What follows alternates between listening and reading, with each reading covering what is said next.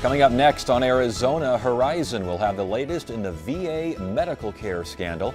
We'll hear about a new state and federal report to prevent wildfires, and we'll visit a sanctuary for abandoned bunny rabbits. Those stories next on Arizona Horizon. Arizona Horizon is made possible by contributions from the Friends of Eight, members of your Arizona PBS station. Thank you. Good evening and welcome to Arizona Horizon. I'm Ted Simons. A story that began with a whistleblower's allegations of misconduct at the Phoenix VA hospital resulted in the resignation last week of U.S. Secretary of Veterans Affairs Eric Shinseki. The Arizona Republic's Dennis Wagner helped break the story, and he's here now to bring us up to date.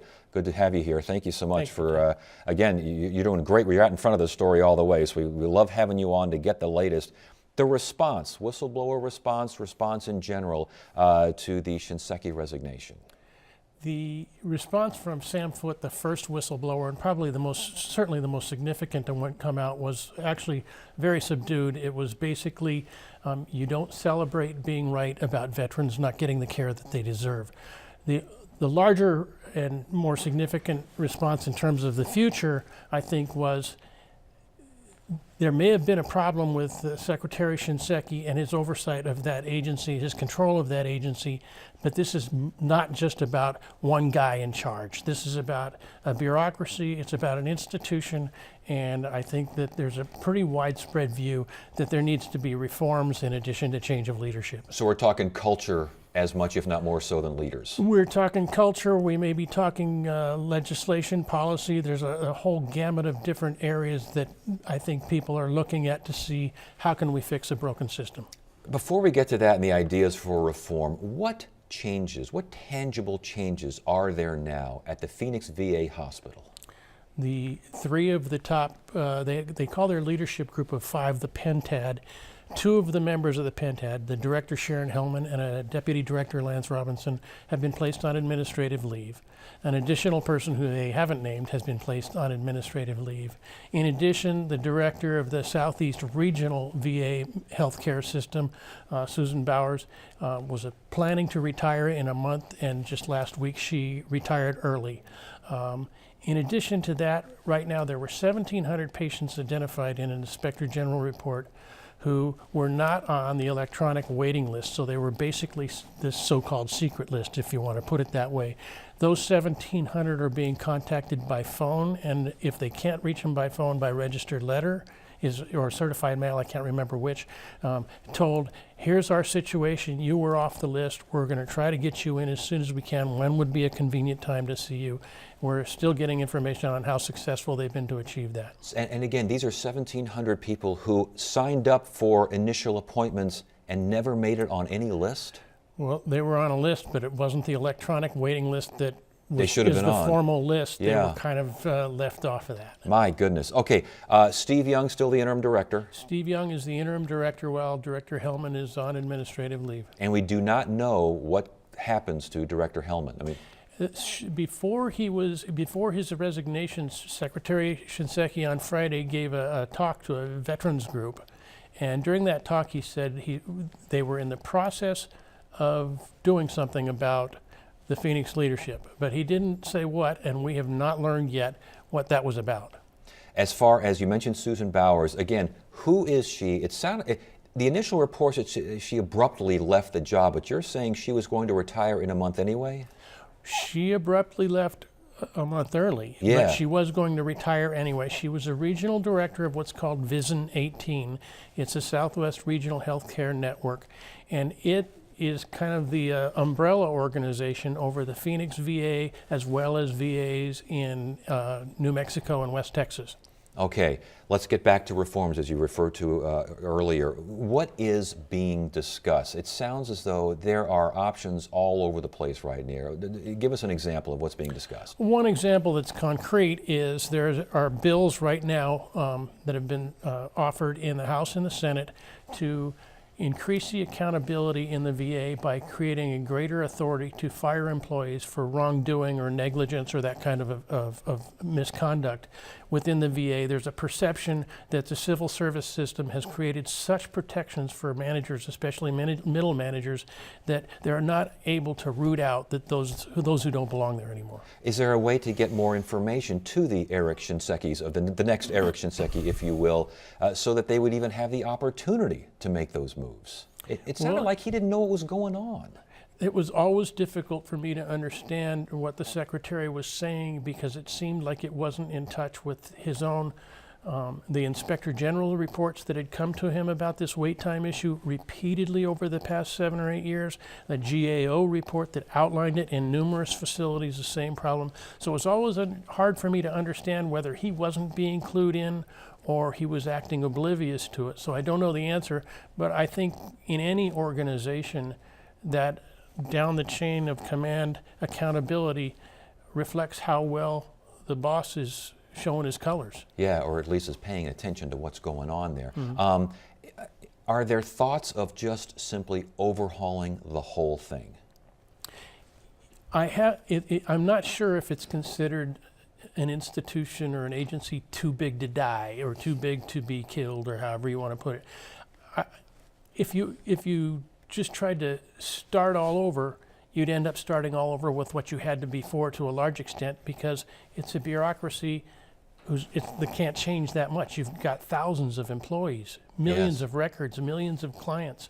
And so I think it's more talk about reform, and that could be in the form of, do we reevaluate how much care we're giving to how many veterans, how expansive the benefits are here? Do we reevaluate how much care or how we focus that care? Are we only going to focus it in areas that were really good and farm more of it out to private care doctors and that kind of thing? There's a bunch of options there, and I think nobody's clear on where it's going. Could we be going in the direction of a criminal investigation from the Justice Department? I think it's possible. The Inspector General team that's been here and has already come out with an interim report that was pretty damaging. That team made it clear that they have criminal investigators and that they're in contact with the U.S. Attorney's Office and the Justice Department. So it's possible, but you're going to have to show not only wrongdoing, but probably some knowing wrongdoing, and we're going to see where that goes. Yes. What is next in all this? I think I haven't been able to predict this very well. Events have surprised me a number of times. One thing that's next is the President of the United States has to select a new boss for the VA. That's certainly going to be a big decision. Then the final IG report, the Inspector General report, comes out in August, and both houses, the committees in both houses, the VA committees, have announced that they're going to hold hearings, and those hearings could be really telling too. Last question before you go, from someone who you were literally there at the start of this thing in terms of breaking the story out here. It's obviously a national scandal now. We had 40 some odd different VA systems at least now being looked at, VA hospitals and facilities. Is there still a Phoenix face on this particular scandal? In terms of a human face in Phoenix, unless it's Sam Foote, the first whistleblower, I'm not sure that there's kind of that iconic image, but I think in the minds of most Americans, it's a national scandal first, but then kind of as a secondary line, it's a national scandal that obviously started in Phoenix, and it's got that nexus to it still. Yeah, all right. Well, continued good work. Thank you so much for your work, and we'll continue reading to find out what is next on a scandal that it's one of those things that just seems to grow legs all the time. Good to have you. Thanks for having me here.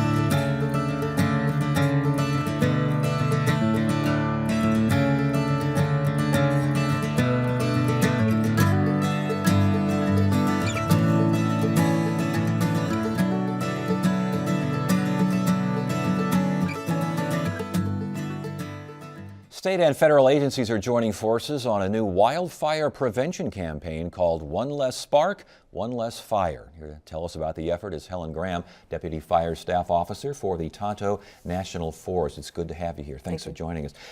One Less Spark, One Less Fire. Not sure about the grammar there, but I do know what the intention is. Talk to us about that. Well, One Less Spark, One Less Fire is an effort that we have to bring attention to the other sources of human-caused fires that we see out on the forest and the public lands.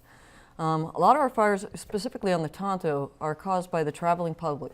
Vehicles that are poorly maintained, that break down, people pull over into the grass.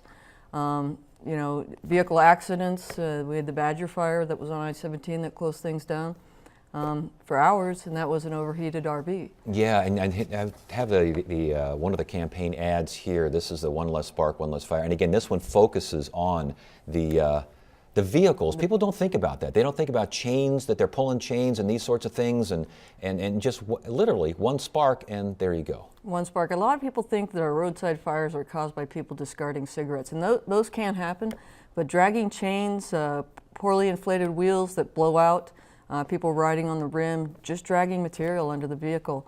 The Tonto National Forest is bisected by a number of state highways and interstates, and we see quite a few of these fires every year. And I would imagine just simply parking or pausing over dry leaves could be a problem. Yeah, catalytic converters are very hot. It only takes about temperatures about 400 to 600 degrees to spark a wildfire. Catalytic converters are much hotter than that. And so basically, what the idea, if grass or something hits the bottom of your vehicle, don't park there. Don't park there. Park in a clear area. If your vehicle's breaking down, try to get to a turnout, an exit, in a safe place where you can park without exposing the vehicle to grass or brush. You mentioned cigarettes. I know that mowers and chainsaws and other things are talked about as well. There's a 30-second spot I want to run because this, again, is part of the campaign to get folks to kind of pay attention to what they're doing. And again, this is a 30-second spot regarding One Less Spark, One Less Fire.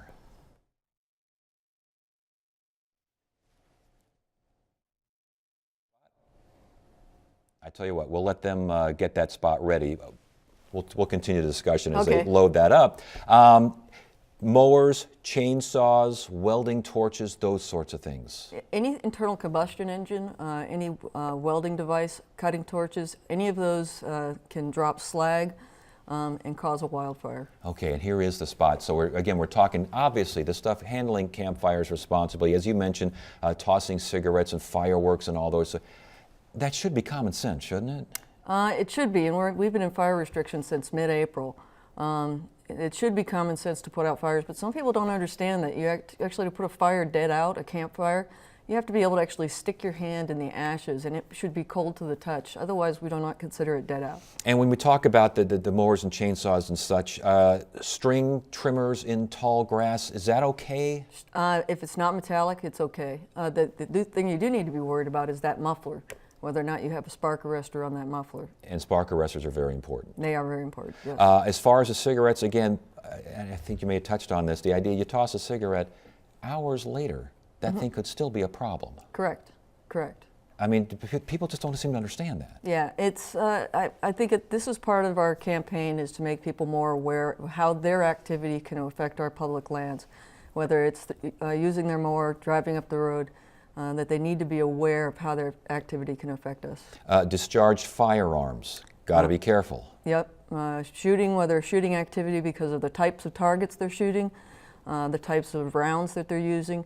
On the Tonto National Forest, we have quite a few fires that are attributed to shooting activity. So is there a special kind of ammunition maybe to use or try to avoid it when you're out there? Actually, we just, when we go into our fire restrictions, we go into a shooting ban. We do so because it's just the variety of activities that shooting can lead to is causing a fire. We just go into a complete ban. The Prescott National Forest does so when they elevate their restrictions as well, as does the Bureau of Land Management. That's folks traveling and perhaps vacationing and staycationing in the whole 9 yards. What about folks who live in the high country, who live near these areas, near the forested areas? They need to be careful about their activities around their house. I mean, the best thing they could start out with is making sure they have that 30-foot and 100-foot clearance around their home so their home is defensible. The next thing is people mowing their lawns, using cutting torches or welding devices, anything that could produce a spark. Personal activity can start a fire that can spread to the forest. As far as fire restrictions now, for again, those of planning on camping, planning on going vacation, how do you know about the restrictions? Where do you get the information? You can go to any of the websites. AZ Fire Info is one. The Town National Forest, each of the national forests has information on their website. You can't drive up Highway 87 right now without passing a large lighted sign that will tell you what the restrictions are and what is prohibited. I was going to say, if you haven't checked the internet, or you just figure I'm going to go right now, kind of on a lark, are these electronic signs off the side of the road? They're off the side of the road. We have a partnership with ADOT. They turn on their signs as well with the same fire restriction information. The other thing is that we boost our prevention staffing, so we have prevention personnel patrolling the forest early in the morning, late in the afternoon when we might find these activities, making contact and educating folks. What if you're out there and you see a fire? You see something starting, smoking? Call 911. So literally 911? 911 will get to whichever jurisdiction it needs to get to. And you're in the Tonto National Forest. How are things up there? What's it look like? It's dry, you know, we're in the peak of our season. This is June. We're in the 90th to 90th percentile of as bad as we could be. That's why we've elevated our restrictions and boosted our staffing. So far, we've been fairly lucky. We did have a fire, 2 fires this weekend, one of which we do believe might have been related to some shooting activity that's under investigation. And where was that? And that was up 87 off Mesquite Wash. And then the other fire we had was off the 11 road up by Four Peaks. I know that the bark beetle problem up there is bad. How much of a factor is that? Is that getting any better at all? We haven't had any recent infestations, but we have the dead material that's already out there. That's why we do make a lot of effort to clear that material out and then create defensible space around communities.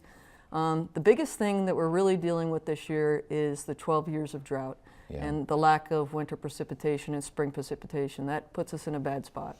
Well, all right. Let's hope for the best. Thank you for the campaign, and thank you for being here. We appreciate it. You bet.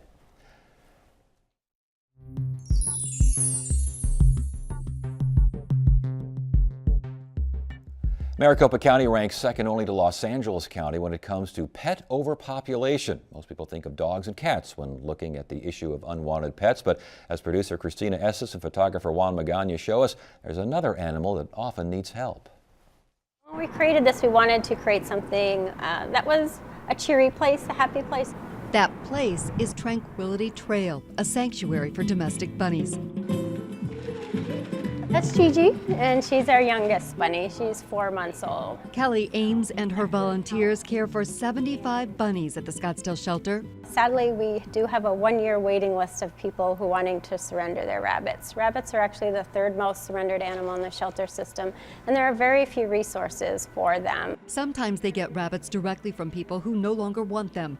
And sometimes bunnies are just dumped outdoors, like baby Gigi. She was abandoned in a shoebox with no food and no water, with sick baby bunny written across it. Gigi is doing well now, and so is Fred, but it's taken a while. He had to have an eye removed, he had abscesses, he's had respiratory issues, but he's always been the happiest little guy. They rescued Fred and many others from a woman who didn't even know how many rabbits lived in her backyard. She thought she had about 40 when she called us. So when we got there, you know, we were a bit surprised that there were actually 107, but 3 of the girls were pregnant and had 25 babies between them 2 days after we got everybody here.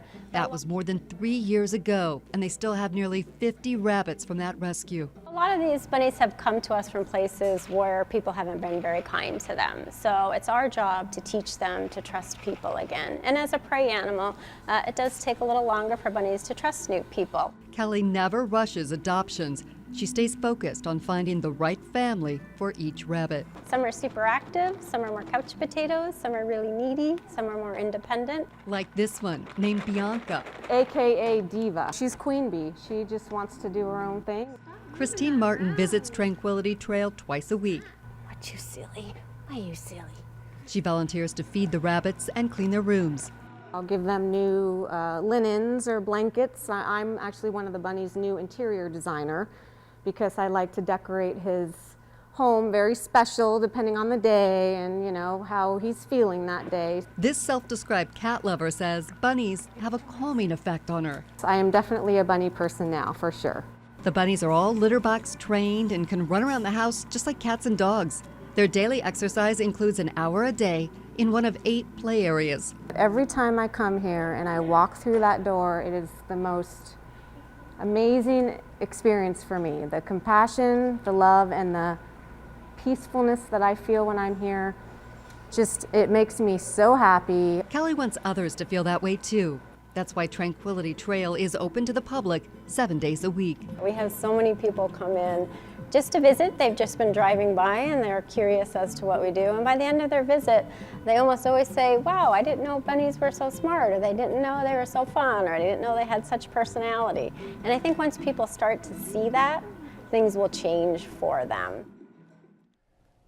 Tranquility Trail offers a summer camp for kids and volunteer opportunities for everyone. You can find more information at their website, tranquilitytrail.org.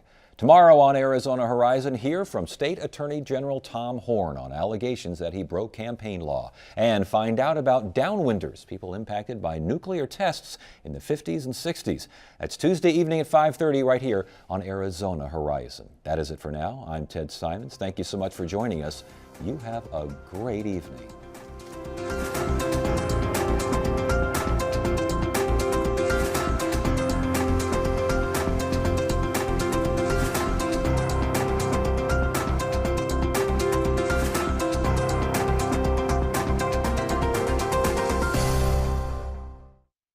Arizona Horizon is made possible by contributions from the Friends of 8, members of your Arizona PBS station. Thank you. Virginia G. Piper Charitable Trust. Committed to changing lives and strengthening community through investments in nonprofits and strategic initiatives. More information at pipertrust.org.